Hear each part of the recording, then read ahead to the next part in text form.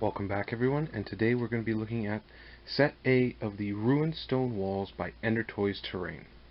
This set is ideal for expanding your castle or fortification ruins, especially if you start off with the battle ruined walls. These scenery pieces are perfect scale for Warhammer 40,000, Age of Sigmar, Dungeons and Dragons, and Reign in Hell if you're aware of what that game is. Both our models here, a Plague Marine and a medium D&D character, they have the right feel for this scenery. They can look in it, they can hide behind it, they can look through it with no difficulty. So the scaling here is fairly decent. Now let's take a look at the individual pieces that come with this set. So this is the first of 5. Here we have just a plain low wall.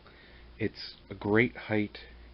Your D&D figures are easily hidden behind this. In this case it's a medium, but your medium and smaller ones will hide behind it. And yet different portions of it are actually low enough that they can look through.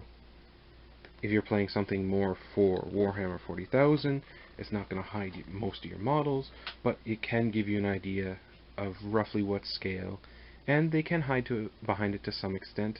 It will work as some form of cover. Moving on to our second piece, this is just a smaller section of wall with a small window or doorway through it. Again, your medium characters can hide behind it if you're playing D&D and can clearly look through it. Warhammer 40,000, this offers a bit more cover than the first piece we looked at, and again they can shoot through it. Our third piece here is a corner unit with a partial archway.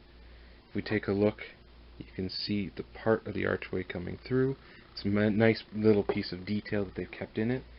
Again, perfect size, hides a medium character in D&D, and a single Plague Marine can hide behind it. It's not going to be great for larger units, but it can help define the borders of your structure. This is the fourth piece here, and this is one of the more substantial pieces. It's a nice big piece. It defines a corner.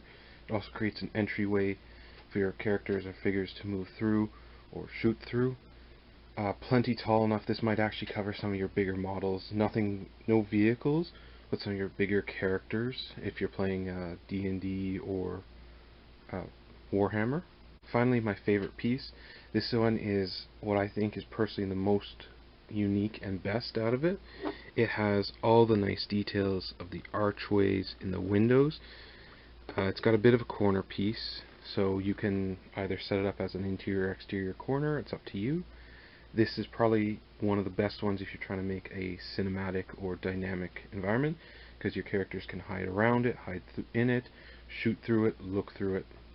So all in all, I think this 5-piece kit is a great way to start some Warhammer 40,000, Warhammer Age of Sigmar, Dungeons and Dragons, even Reign in Hell. This is a great way to start building a castle piece or castle scene, especially if you want something ruined that is worth fighting over for your characters, your models, your story.